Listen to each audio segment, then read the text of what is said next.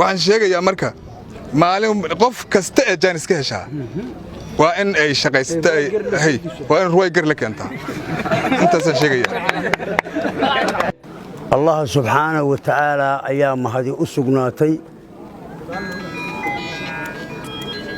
waxaa kaloon u mahad celinayaa ciidankii fuliyey howlgalka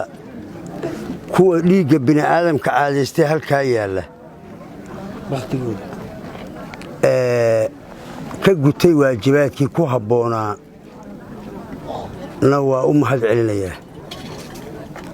ayaga iyo hurintay ka tirsanaayeen iyo ururkay ka tirsanaayeen iyo guutaday ka tirsanaayeen iyo qaybtay ka tirsanaayeen iyo taliska xoogga dalka Soomaaliyeed baan u mahad celinaynaa waxaa kaloon rabaa in si dhaba loo ogaado qofku hadduu waajiba qof kastoo shaqeeya abaalmarin uu leeyahay qofkii si xun u shaqeeyaana cinqaab uu leeyahay qofkii wax fiican qabtaana birimiyu leeyahay iyo dalacaad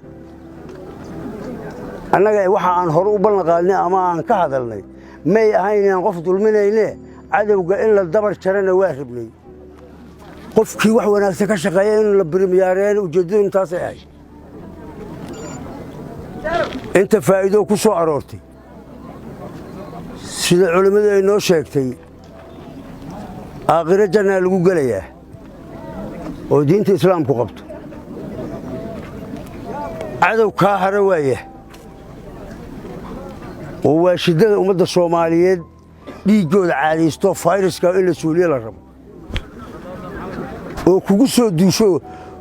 meeshii ummadda waxay ka yimaadeen yaa garanay meel ka yimaadeen faa'iidada labaad oo saddexaad oo ku jirtaana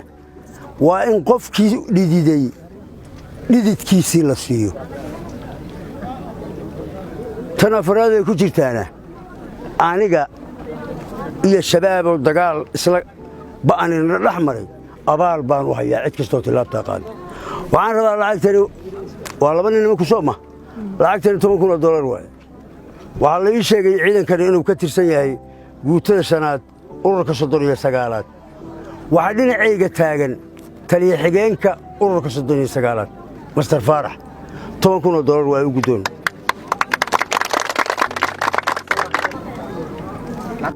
waxaan sheegaa marka gobornatoorka gobolku waa mahadsan yahay waxaan sheegi rabaa marka waa hal qodob marka koobaad halka qodob wuxuu yahay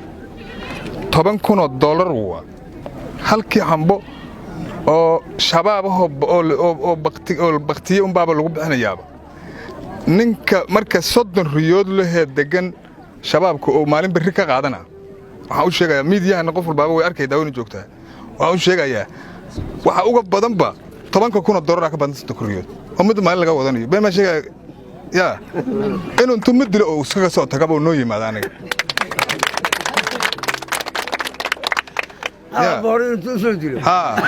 $5,000 leh ilaa kuwa dadkan markii hore ahaa yaqaan xoolaha ka qaadayo ag taagan maaho asigaas inuu cawadaas dilo jidka uu soo mar 30 riyood halkan raac duurka ma qabataan haday rabaan 30 riyood maxay tahay $10,000 waa tanaba